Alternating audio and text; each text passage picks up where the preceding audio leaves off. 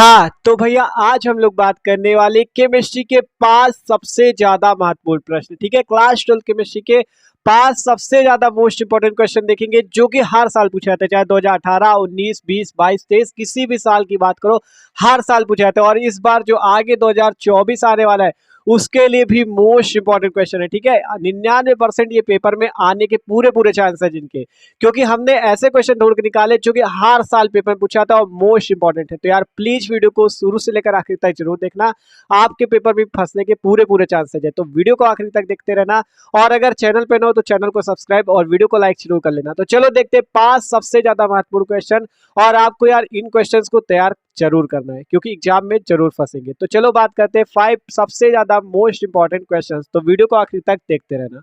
तो चलो अब एक एक करके सारे क्वेश्चंस को देखते हैं। तो पहला नंबर क्वेश्चन हमारे पास, राउल्ट का वाष्प दाब और नमन निम्न लिखिए और इसकी सीमाएं भी लिखिए। वेरी इंपॉर्टेंट क्वेश्चन है केमिस्ट्री के पेपर के लिए। ठीक है, हर साल ज्यादातर पूछा जाता है। आप चाहे जिस साल का पेपर उठा के देख लो, 2018, 19, 20, 22, 23 किसी भी साल का पेपर उठा के देखोगे आपको ये क्वेश्चन मिल जाएगा। तो चलो बात करते हैं राउल्ट का वाष्प दाब और नमन नियम क्या है और इसकी सीमाएं। ठीक है, तो देखो इस नियम के अनुसार किसी विलयन के वाष्प दाब का आपेक्षिक अवनमन विलेय पदार्थ के मोल प्रभाज्य के बराबर होता है। ध्यान से समझो, एकदम आसान है। कहा गया इस नियम के अनुसार किसी विलयन के वाष्प दाब का आपेक्षिक अवनमन विलेय पदार्थ के मोल प्रभाज्य के बराबर होता है। ठीक है, विलेय पदार्थ के मोल प्रभाज्य के बराबर होता है। तो देख सकते हो P minus P S upon P, ये जो आपको दिख रहा है ये पूरा P minus P S upon P, ये होता है आपका वाष्प दाब का आपेक्षिक अवनमन।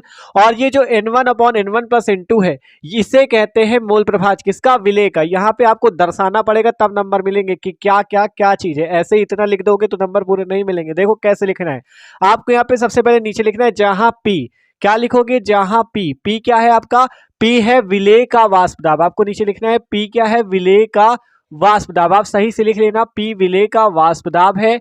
और यहाँ पे जो PS है, PS क्या है, पीएस को हम लोग कहेंगे विलयन का वाष्प दाब। एस फॉर सॉल्यूशन अर्थात विलयन, तो पीएस को कहोगे विलयन का वाष्प दाब। देखो पी है आपका विलेय का वाष्प दाब, पीएस है विलयन का वाष्प दाब। और ये जो N1 है, N1 क्या है, N1 है विलेय के मोलों की संख्या और N2 है विलायक के मोलों की संख्या। आप कॉपी पे लिख सकते हो, पी है आपका विलेय का वाष्प दाब, पीएस है विलयन का वाष्प दाब, ये वाला पी भी विलेय का वाष्प दाब होगा। N1 आपका विलेय के मोलों की संख्या और N2 आपके विलायक के मोलों की संख्या। ठीक है, तो इस तरह से आपको लिखना है। पहले लिखना है इस नियम के अनुसार किसी विलयन के वाष्प दाब का आपेक्षिक अवनमन विलेय पदार्थ के मोल प्रभाज्य के बराबर होता है। फिर ये सूत्र लिखोगे, फिर दर्शा देना क्या क्या क्या चीज है कि P क्या है, PS क्या है, N1 N2 क्या क्या है। आप बात करें इसकी सीमाएं, कहां तक राउल्ट का नियम सीमित है। तो देखो राउल्ट का नियम केवल तनु विलयनों पर लागू होता है। राउल्ट का नियम जो है केवल तनु विलयनों पर लागू होता है, सांद्र विलयनों पर लागू नहीं होता।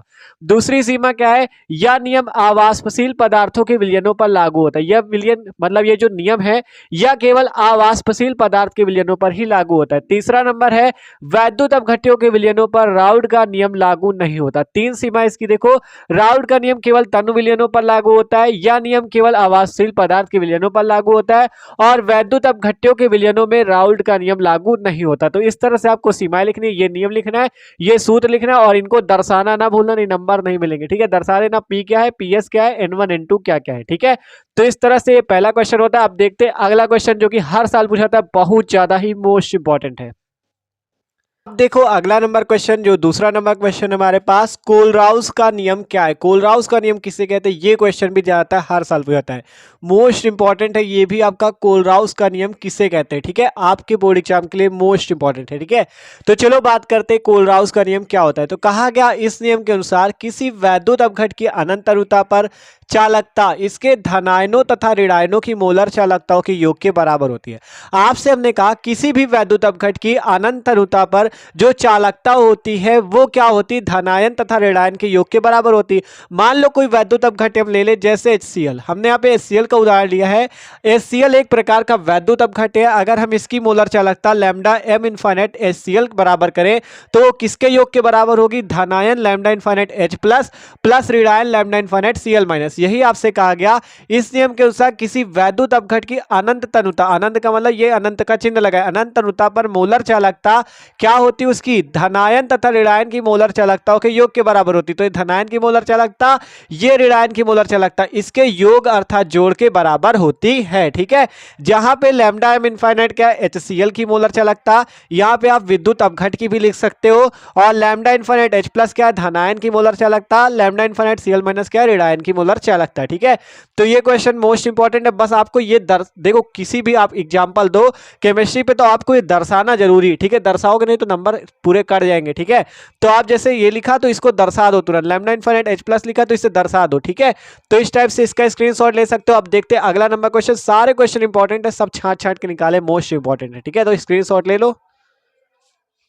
तो अगला नंबर क्वेश्चन है हमारे पास, फैराडे का विद्युत अपघटन का प्रथम व द्वितीय नियम लिखिए। ये क्वेश्चन बहुत बार पूछा गया है कि फैराडे का प्रथम नियम क्या होता है और फैराडे का द्वितीय नियम क्या होता है, हर साल ज्यादा पूछा जाता है। तो ये क्वेश्चन भी मोस्ट इंपॉर्टेंट। तो चलो देखते हैं इस क्वेश्चन को भी। ठीक है, तो देखो आप बात करते हैं फैराडे के नियम। फैराडे का विद्युत अपघटन के प्रथम व द्वितीय नियम, पहला नियम है, इस नियम के अनुसार वैद्युत अपघटन की प्रक्रिया में किसी इलेक्ट्रोड पर मुक्त पदार्थ की मात्रा विलयन में प्रवाहित की गई वैद्युत की मात्रा के समानुपाती होती है।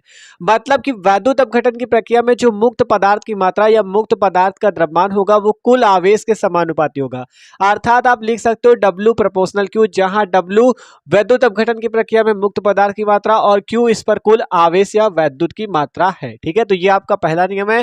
द्वितीय नियम है, इस नियम के अनुसार जब श्रेणी क्रम में जुड़े विभिन्न वैद्युत अपघटियों की विलयनों में समान मात्रा में वैद्युत प्रवाहित की जाती है तो इलेक्ट्रोडों पर मुक्त पदार्थ की मात्रा तुल्यांकी भारों के समानुपाती होती है। क्या कहा गया, ध्यान समझो, इसमें केवल एक ही वैद्युत अपघट्य का विलयन होगा, लेकिन इसमें श्रेणी क्रम में जुड़े विभिन्न वैद्युत अपघट्य के विलयन होंगे जिसमें समान मात्रा में वैद्युत प्रवाहित की जाएगी और इलेक्ट्रोडों पर जो मुक्त पदार्थ की अलग अलग मात्राएं होंगी वो उनके तुल्यांकी भारों के समानुपाती होगी। मान लो विभिन्न वैद्युत अपघट्यों के विलयनों में मान लो दो वैद्युत अपघट्य के विलयन हम ले लें और उसपे मुक्त पदार्थ की मात्रा W1 व W2 हो, तो उसपे जो तुल्यांकी भार E1 और E2 होंगे तो पदार्थ की मात्रा उन्हीं के समानुपाती होगी। यहां से आप लिख सकते हो W1 प्रोपोर्शनल E1, अर्थात W1 क्या है, मुक्त पदार्थ की मात्रा जो वैद्युत अपघट्य का पहला विलयन है उस पे, और E1 उसका तुल्यांकी भार, W2 इसी प्रकार दूसरे विलयन का भार है और E2 क्या है, दूसरे विलयन का तुल्यांकी भार। आप यहां से लिख सकते हो W1 बटा W2 इक्वल टू E1 बटा E2। तो ये था तीसरा नंबर क्वेश्चन, हर साल पूछा आता है, आपको इसे भी मस्त तरीके से तैयार करना है। अब देखते हैं अगला क्वेश्चन। देखो अगला नंबर मोस्ट इंपॉर्टेंट क्वेश्चन है, आभासी एकाणुक अभिक्रिया किसे कहते हैं, हर साल पूछा जाता है। इससे ऑब्जेक्टिव क्वेश्चन भी पूछ लेता है, हर साल आप देखोगे। ठीक है, आप देखो आभासी एकाणुक अभिक्रिया क्या होती है, वह अभिक्रिया जिसमें अभिक्रिया की कोटि तो एक होती है परंतु आणविकता एक नहीं होती, आभासी एकाणुक अभिक्रिया कहलाती। क्या कहा गया, ऐसी रिएक्शन जिसमें अभिक्रिया की कोटि एक, मतलब कि कहा गया ऐसी अभिक्रिया जिसमें अभिक्रिया की कोटि तो एक हो, मतलब जो कोटि ऑर्डर है उसकी वो तो एक हो लेकिन आणविकता एक ना हो, एक से ज्यादा हो, तो वो अभिक्रिया आभासी एकाणुक अभिक्रिया कहलाती है। जैसे यहाँ पे हमने क्या लिया, सुक्रोज का फॉर्मूला लिया C12H22O11, उस पे H2O को मिलाया, H प्लस की यहाँ उपस्थिति है जिससे आपका ग्लूकोज और फ्रक्टोज बनेगा। ठीक है, आप देखो इस पे होगा क्या, यहाँ पे इसकी आणविकता जो है वो है 2 और कोटि है 1। ऐसा क्यों, देखो यहाँ पे अणुओं की संख्या होती है आणविकता 2 अणु तो आणविकता 2, लेकिन इसकी कोटि जो होगी केवल इसी पर निर्भर करेगी जिसकी वजह से कोटि 1 होगी, आणविकता 2 होगी। तो आप यहां से लिख सकते हो इस रिएक्शन पे आणविकता 2 है, कोटि 1 है, अतः यह आभासी एकाणुक अभिक्रिया है, क्योंकि आपसे परिभाषा पे कहा वह अभिक्रिया जिसमें अभिक्रिया की कोटि तो 1 हो परंतु आणविकता 1 ना हो, आभासी एकाणुक अभिक्रिया कहते हैं। तो भाई तैयार जरूर करना, इनको फंसेंगे जरूर आपके एग्जाम में। आप देखो अगला क्वेश्चन देखते हैं। देखो बात करते हैं अभिक्रिया का वेग स्थिरांक क्या होता है, मोस्ट इंपॉर्टेंट क्वेश्चन है, अभिक्रिया का वेग स्थिरांक किसे कहते हैं। ठीक है, तो देखो पढ़ो, यदि किसी अभिक्रिया में अभिकारक की सांद्रता 1 हो या आप यहाँ पे लिख सकते हो एकांक हो, 1 हो या लिख सकते हो एकांक हो, तो अभिक्रिया का वेग ही वेग स्थिरांक कहलाता है। ठीक है, सिंपल फॉर्मूला होता है dx/dt प्रोपोर्शनल c। तो यहाँ से अगर समानुपाती, इसे कहते हैं प्रोपोर्शनल इंग्लिश पे, समानुपाती हिंदी पे। ठीक है, अगर समानुपाती का चिन्ह हटता है तो एक नीतांक आता है जिसका नाम होता है k। ठीक है, तो dx/dt बराबर हो जाता है k × c। ठीक है, अब यहाँ से अगर हम सांद्रता c का मान 1 कर दें तो dx/dt किसके इक्वल हो जाता है, k के, जहां dx/dt है अभिक्रिया का वेग और k है वेग स्थिरांक, c है सांद्रता। सिंपल समझो, अगर dx/dt k के इक्वल हो जाता है तो आप यहां से क्या कह सकते हो, यदि अभिकारक की सांद्रता सांद्रता c बराबर 1 कर दिया जाए तो अभिक्रिया का वेग जो dx अपॉन dt होगा वही अभिक्रिया का वेग स्थिरांक k कहलाएगा। ध्यान समझो, यदि हम इस फॉर्मूले पे dx अपॉन dt बराबर k इंटू सी पे अगर c का मान 1 कर दें तो यहां से dx upon dt equal to k हो जाएगा। और यहां से आप कह सकते हो कि अभिक्रिया का वेग जो होता है वही वेग स्थिरांक के बराबर होता है। कब? जब शर्त होगी कि सांद्रता अभिकारक की 1 होगी। तो वही है, यदि किसी अभिक्रिया में अभिकारक की सांद्रता एकांक हो तो अभिक्रिया का वेग ही वेग स्थिरांक कहलाता है। और आपको इस टाइप से दिखा देना है, ठीक है। यदि c बराबर 1 होगा तो dx अपॉन dt के इक्वल हो जाएगा k, और नीचे लिखना चाहना तो लिख देना dx अपॉन dt अभिक्रिया का वेग बराबर वेग स्थिरांक के है, ठीक है।